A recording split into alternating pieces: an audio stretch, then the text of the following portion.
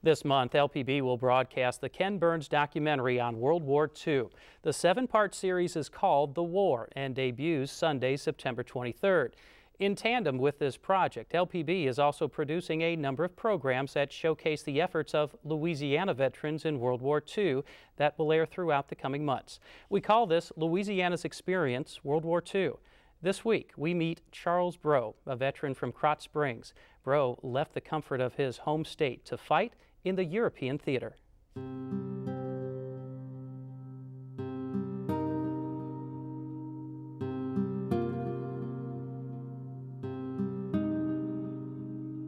Charles Breaux of Krotz Springs left his job as a tugboat captain to become a sharpshooter in the Army.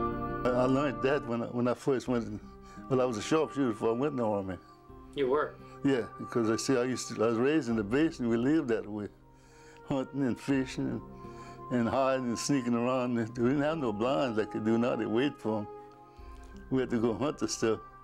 Charles is a proud product of the Atchafalaya basin, and if not for his service in World War II, he would have never left the comfort of the bayou.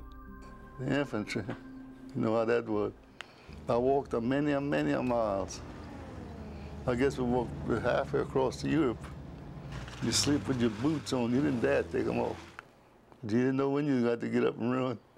And although he didn't think much of it at the time, Charles, a man with a second-grade education before being drafted, wrote down his experiences in a journal. Because of glaucoma, he can no longer read his own words written over 60 years ago. But his first line simply reads, "My journey overseas. I left New York September 17, 1944, and landed in Liverpool, England on September 25, 1944. But we weren't supposed to do that. You know, they couldn't have nothing like that because if they'd capture something, the Germans would be bad on you. But I wrote that and I kept it in my duffel bag and I stayed in the truck all the time. Whenever they'd pull us back for a few hours, well, they'd put our bags out. Well, then I'd take my journal out and write. But I didn't know how to write too good in them days. I just guessed at it. I was in combat the whole 2 years I was over there. It was nothing but combat, from one place to the other. Breaux landed on Omaha Beach 2 weeks after D-Day. What did Omaha Beach look like then? Like I said, there wasn't no beach. It was just a junkyard. Wasn't nothing but tore up boats and motors and all kind of stuff where they burned up and blew them up all over the beach. From there on, that's where we started rolling across France and Belgium and then places into Germany. Breaux was a platoon leader and fought in the Battle of the Bulge. It was the bloodiest battle that U.S. forces experienced in World War II. Over 19,000 U.S. soldiers died, 23,000 more were missing or captured, and another 43,000 troops were injured. And then during the Battle of the Bulge, it was bad. But we stayed ahead of them, but it was rough. They shelled us and shelled us. How we made it through, I don't know. Did you have some close calls? Oh, yeah, did I? Oh, yeah. They shot us all. We stayed in the ground until they'd shoot the dirt up around the holes. We didn't move. They didn't move at night. I had some close calls. It was freezing then, cold, so we got in a little barn like, and they blew that thing up with us in there. That was cool. And I had an overcoat on. I never noticed it. I felt the cold wind. And after everything had settled down, somebody said, "What happened to your coat?" I looked, there wasn't no back on it. They shot the whole back off of my coat, my overcoat. I don't know how I made it. And I wasn't scared. You know, if we had something to do to go on a patrol or something, they'd send us out at night. I didn't tell them no or nothing. Because I had a lot of men that didn't want to go. They'd have the shakes and I would leave them. I'd pick out, you know, because I could pick out whoever I wanted to go with me. And we had to send them out. Sometimes we'd send patrols out and you never see them come back. So that's how dangerous it was. It wasn't easy. A personal collection of World War II artifacts was mostly forgotten by Charles, but kept by his daughter Carolyn. The Army misspelled his hometown on his dog tag, calling it Krotz Springs, Louisiana. And then there is a swastika patch Charles recovered when he and his troops took over a small European town. We caught up with them Germans laying out the communication line.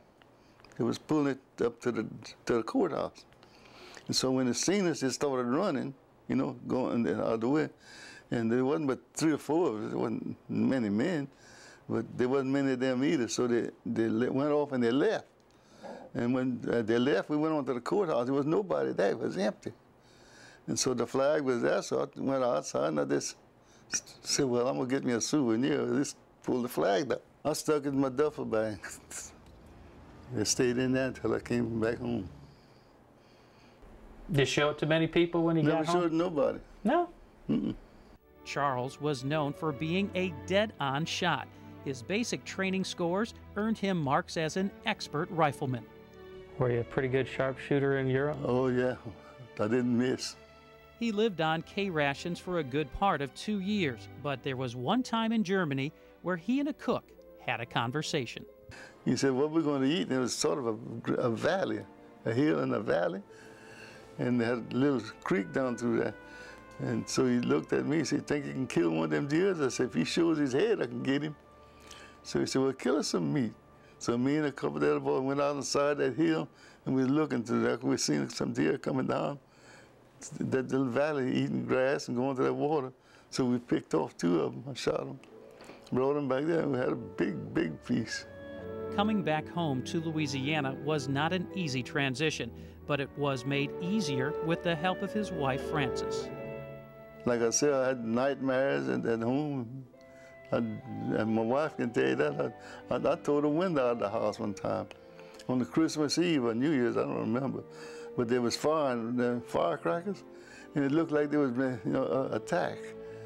And I broke through the window, and I heard a big noise, like tanks, and it was a freight train passing on the track back of the house. And I was running, I was jumping the fence back there when I heard a hollering at me, and I woke up.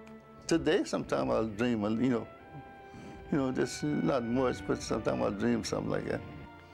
But it's nothing like then. And perhaps the bravest action of all was to write down some of those World War II memories. Memories on these 24 pages that would remind him of a time he would rather forget. Times when mortar shells fell like rain, moving up a country road on your stomach to face the enemy 15 yards away. Or all the death, so much death, day in and day out for 2 years. On his final page, Charles wrote, "The war ended while I was in the hospital. The war ended, so here I am, on my way home now. Some hell I saw." I'm getting to where I don't mind it a little bit. I mean, I don't know if my mind is changing or what, but I mean, I'm not too bashful about it no more.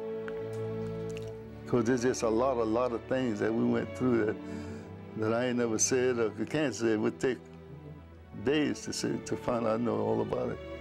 There's a lot of things. Charles Breaux would return home to Krotz Springs after the war. He worked in the Atchafalaya Basin in construction and commercial fishing, but folks in that community know him best as the owner of Breaux's Fishing Market for nearly 30 years.